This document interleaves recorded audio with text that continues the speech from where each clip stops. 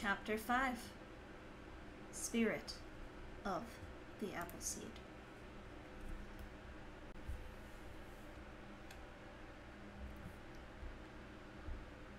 Three, 2, 1, 0. The Shavatarka, the Beast Spirit Bond. The time was now. It was the rite of passage for goblins of her tribe to receive their beast bond at the age of 18. She couldn't even remember when she had first heard of the sacred practice.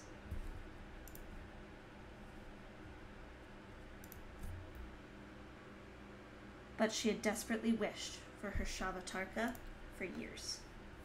And finally, the morning of her ceremony was upon her. Bouncing up from her bed and storming out of the door, she found her father, the chief of her tribe, already waiting for her. "My daughter," he said to her, "the time has come. Are you prepared?" "Yes, father," the goblin girl responded. "You will be cast out from the village, unable to return until your bond is complete. Are you ready?" She took a deep breath. The thought of leaving her loved ones behind for what could be years was certainly daunting, but this was something everyone in her tribe did. This was her coming-of-age ceremony. At the age of 18, each goblin from her tribe says goodbye to their friends and family. They are to venture outside the village gates to the forest beyond. There, they are to find a beast of the wilds. Then, it is your mission to become one with that beast.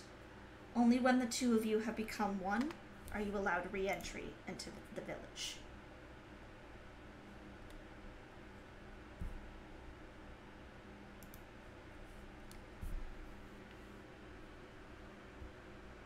The goblin girl had heard her mother describe the feeling of finding your beast spirit animal to her. When you find it, you'll feel it within your spirit. Every part of you will simply know, this is the one. Admittedly, she didn't quite understand what her mother meant. How could any part of her simply just know what animal she was supposed to bond with? Would it be possible to choose the wrong one? Still, the possibilities excited her.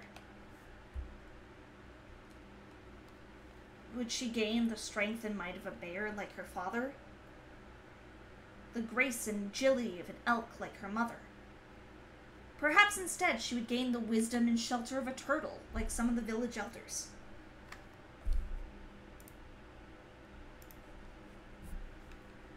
So many creatures existed in the wilds, she didn't know what awaited her. But of course, as strong as the excitement was the fear. She was still young when one goblin returned from his Shavatarka. Mother, father, and the rest of the tribe tried to shield her from the sight. She had caught only a glimpse. A goblin of age 18. Only a few months he had been gone. Returning to the village, he was bloody. Boils of rot and poison covered his skin. He kept trying to bite at anyone who dared come near, desperately crying about the poison and the pain. She remembered seeing a glimpse of father's greatsword. Then, suddenly, crying had stopped. Would she suffer the same fate? Her thoughts cut off by the sound of the gong in the village center. There was no time to be afraid. She had to go. The goblins of the tribe gathered around her gong, each saying their goodbyes to her and praying for her safe return.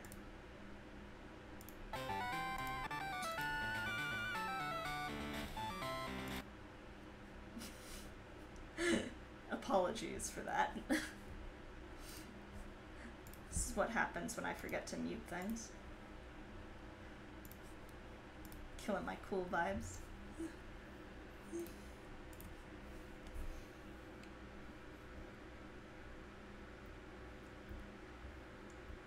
Many gave her well wishes, but others, they looked scared. Her mother and father wrapped her in their arms, holding her tightly. "Stay safe, little one," her mother spoke. The goblin girl could feel tears upon her skin, but looking up, all she saw was her mother's grace. Don't make me laugh. I'm trying to be serious.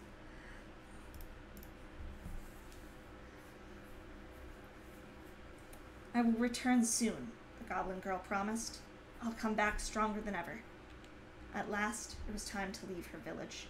She gazed upon the gates before her with awe as they opened, revealing the fresh grass and trees of the forest beyond. I will find a beast, she told herself. I will bond with it. I will come back with honor and pride. I will not let it, or anything, defeat me. With her mission clear, she ventured off. It took her days of being in the forest before she understood what her mother meant. She encountered many beasts. Squirrels and rabbits, raccoons and foxes. She even struck down an unsuspecting moose. But none were as inviting as the wolf. A wolf, seemingly appearing to her out of thin air. Everything about her seemed innocent enough. A gorgeous, wintry gray coat of fur. A haunting yet beautiful howl towards the goblin's direction. Strong of build and fleet of foot. Eyes closed as if she was feeling all of nature's breath at once. Shurka. The name was one she was unfamiliar with, but somehow she knew this was the beast's name. Everything about her was so enchanting to the goblin. She could feel it within her. This was the one. This creature was her beast bond.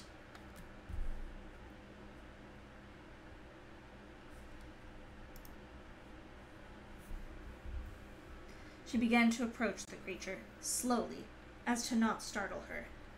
She hoped and prayed she wouldn't dare frighten the poor girl. She couldn't bear to lose her. Shurka.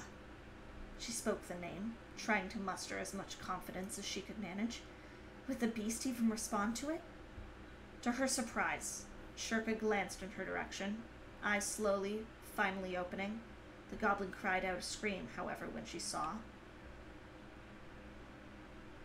Red. Demonic. Bloodthirsty. Hungry. Within an instant, the beast charged towards her, tearing its teeth into the flesh of her shoulder as she screamed out. Desperately reaching for her axe, she swung it at the wolf, narrowly missing her side. Blood began to pool from the goblin's wound down her body. With every drop, Shurka bared her teeth and roared with glee. She charged towards the goblin again, this time scratching her across the eye and howling with delight. The goblin's vision was blurry, blinding her left eye. I don't want to kill you, she warned Shurka. I don't. She fell to her knees. A roar of pain ripped through her shoulder and eye. A raw, carnal urge washed over her. She had never felt anything like it. She needed to hunt. She needed to feast. She needed to kill. She charged towards Shurka, axe meeting her neck as the two met each other face to face. Shurka's teeth digging deeper into the goblin's already gaping shoulder wound. She didn't care anymore if she murdered the monster. Perhaps that's what she needed to do in order to tame it. But she needed to feast. She needed to feel its blood spilled. Her axe began to sink into the wolf's flesh as Shurka's teeth sank deeper into her. Shurka's howls of pain meeting her own in a symphony of anguish and rage. Enough. She heard a voice order as blood rang out between the both of them. She collapsed to the ground, and everything went black. The thoughts never ceased after that day. The anger, the bloodthirst, the fear, it never goes away. Every day, she feels Shurka's presence. She knows Shurka lives within her, and the hunger of a wolf may never, ever be quenched. With Shurka's spirit and hers constantly competing against one another, it's hard to know who is ever truly in control of the goblin girl. But she clings to the hope she might understand the beast better if she keeps working hard and becomes stronger.